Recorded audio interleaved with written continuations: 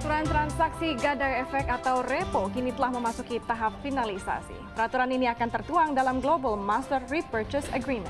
Selamat pagi pemirsa, mengawali aktivitas Anda pagi ini waktunya Lantai Bursa hadir dengan berita terkini dari dunia keuangan dan pasar modal. Saya Olivia Marzuki, berikut informasi utama kami.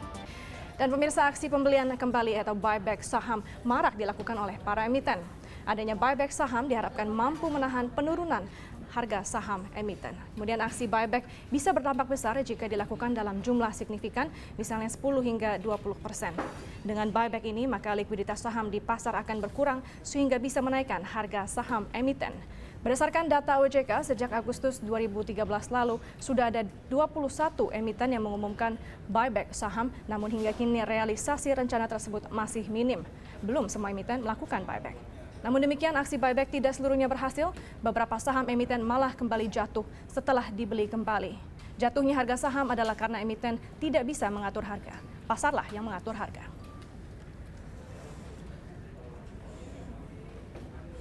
Dan pemirsa, apakah buyback saham benar-benar efektif menguntungkan bagi emiten? Telah hadir di studio Ketua Bidang Bisnis dan Kemitraan Asosiasi Analis Efek Indonesia, Luki Bayu Purnomo. Selamat pagi, Mas Luki. Ya. Terima kasih sudah menyempatkan hadir nih. Mas Luki, bagaimana tanggapan Anda mengenai emiten yang melakukan buyback saham? Mayoritas malah justru harganya jatuh. Ya, saya kira buyback itu harus ditinjau secara objektif ya. Bahwa pada prinsipnya dan secara ideal itu pasar yang menentukan akumulasi dari harga itu tersebut, dan pasarlah yang mengapresiasi. Nah, persoalannya sekarang pada saat indeks 4.600 ya, pemerintah dengan sangat agresif memerintahkan beberapa BUMN atau beberapa pemangku kepentingan untuk melakukan buyback. Persoalannya sekarang setelah 4.600 indeks justru melemah, saat ini berada di level 4.300. Artinya kita tidak bisa menghakimi pemerintah sebenarnya, dan sebenarnya pasarlah yang menghakimi mereka gitu. Jadi campur tangannya bukan dari pemerintah melainkan dari pasar begitu. Pemerintah perlu melakukan intervensi. Ya, pemerintah perlu melakukan intervensi, tetapi saya kira intervensi yang harus dilakukan itu bersifat parsial atau bertahap ya. Sehingga buyback yang ideal itu dilakukan dengan cara bertahap, misalnya 10% atau 5%. Tidak serta-merta, karena kita harus khawatir terhadap sentimen pasar. Dan saat ini pasar itu cenderung bersifat sentimennya masih negatif. Nah, itulah yang harus diantisipasi. Nah, bagaimana mengantisipasinya? Melakukan buyback dengan cara parsial atau bertahap. Tidak secara serta-merta. Ya, idealnya berapa persen Pak kalau misalnya bertahap itu? Kita lihat 4% sampai 7% 4 sampai 7%. Ya. Bahwa regulasi atau rumor yang sudah diisukan kan harusnya 20%. Tetapi untuk mencapai 20% itu kan bisa kita lakukan 5% dulu, 5% secara parsial menjadi kemudian mencapai 20% nanti menjadi akhirnya. 4 tahap gitu. Jadi kalau menurut Anda, apakah penurunan harga saham setelah terjadinya buyback itu merupakan sesuatu yang tidak wajar? Kami melihat wajar atau tidak wajar itu terutama karena sentimen pasar. Satu, kalau kita mau lihat buyback yang terjadi di Indonesia ini harusnya mengacu kepada buyback yang terjadi di Amerika. Contoh, ketika kejatuhan bursa Dow Jones sejak tahun 2008 yang terjadi karena subprime, transaksi buyback itu jauh lebih mendominasi daripada pertumbuhan Dow Jones itu sendiri. Artinya apa?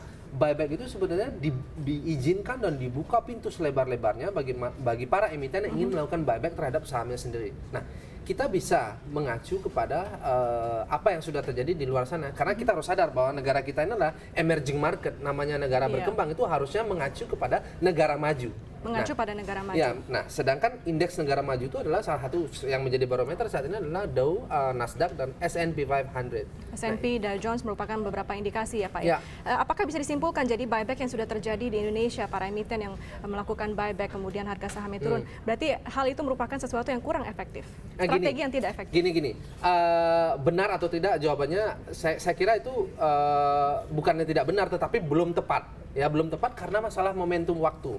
Satu, buyback yang terjadi belakangan ini, kita lihat momentum waktunya kita menjelang tutup tahun. Itu yang pertama. Kemudian sentimen dari kalender ekonomi kita sangat minim karena kita menyikapi tahun depan itu adalah tahun pemilu, di mana pasar pada saat tahun pemilu itu bersifat sangat defensif atau bertahan karena dia khawatir akan gejolak pasar. Sehingga benar atau tidak, saya katakan tidak benar, tidak salah juga, tetapi yang jelas waktu dan momentumnya belum tepat. Iya. Dan pada saat ini masih banyak emiten yang melakukan aksi buyback ini. Menurut Anda kenapa? Dan apakah sampai akhir tahun menurut Anda masih ada penurunan dengan aksi buyback ini? Penurunan sekali lagi yang saya terangkan bahwa karena sentimen negatif dari pasar ya. Emiten sendiri yang memperkarsai dirinya untuk melakukan buyback itu sebenarnya karena menilai bahwa fundamental perusahaannya yang diprakarsai oleh dirinya sendiri itu cukup solid. Jadi kita harus objektif. Bila ingin melakukan akumulasi saham, berkaca kepada buyback yang terjadi terhadap keputusan emiten itu, ya kita bisa melakukan akumulasi sekarang. Contohnya membeli saham yang emiten tersebut memutuskan untuk melakukan buyback terhadap dirinya. Itu bisa akumulasi ya 5% atau 10%. Tetapi persoalannya kalau karena buyback kita melakukan trading dalam jangka pendek menjelang penutupan tahun, saya kira itu bukan sebuah konsekuensi yang cukup bijak karena pasar itu masih cenderung tertekan dan kita harus siap memberikan toleransi bila mana buyback itu sudah dilakukan ternyata market semakin koreksi. Itulah yang harus ditolerir. Dan semua itu kembali lagi ke faktor momentum ya. Jadi momen itu sangat-sangat menentukan. Ya, pemerintah melakukan intervensi sudah tepat, tetapi momentumnya yang belum tepat, hanya itu. Momentumnya belum tepat. Ya, bagaimana? Jadi apa yang harus dilakukan para emiten untuk kembali membantu meningkatkan IHSG sampai akhir tahun ini, Mas Luki? Kalau misalnya aksi buyback tidak terbukti efektif. Buyback seperti yang tadi saya katakan harus dilakukan secara parsial, ya. Karena yang kita lihat sama-sama di pasar itu pemerintah begitu mendorong terutama BUMN ya, beberapa emiten BUMN untuk segera melakukan buyback. Ketika indeks 4.600 karena mereka khawatir terhadap situasi bursa yang benar-benar dihantui oleh potensi koreksi. Pada dasarnya dan sampai kapan nih aksi buyback itu harus dilakukan?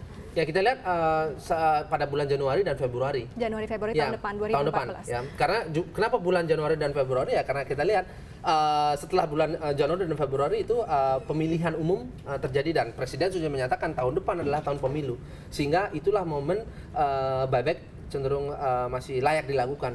Selebihnya itu seharusnya jangan karena apa? Tahun pemilu itu sangat-sangat rawan dan aksi-aksi korporasi itu sangat mudah terpatahkan dengan momentum dengan adanya tahun pemilu. Election ini. Ya, Mas Luki, menurut proyeksi Anda berapa level IHSG sampai akhir tahun ini? Kita lihat level terendahnya adalah 4.300 dan level tertingginya adalah 4.500. Di mana 4.500 itu sebenarnya adalah fair value IHSG tahun 2013. Baik, terima kasih banyak Mas Luki Bayu Purnomo atas waktunya dan telah bergabung di Lantai Bursa di Bloomberg TV Indonesia. Dan informasi tadi sekaligus menutup perjumpaan kita dalam Lantai Bursa. Nantikan informasi Bish Flash sesaat lagi. Saya Olivia Marzuki, terima kasih atas perhatian Anda. Sampai jumpa.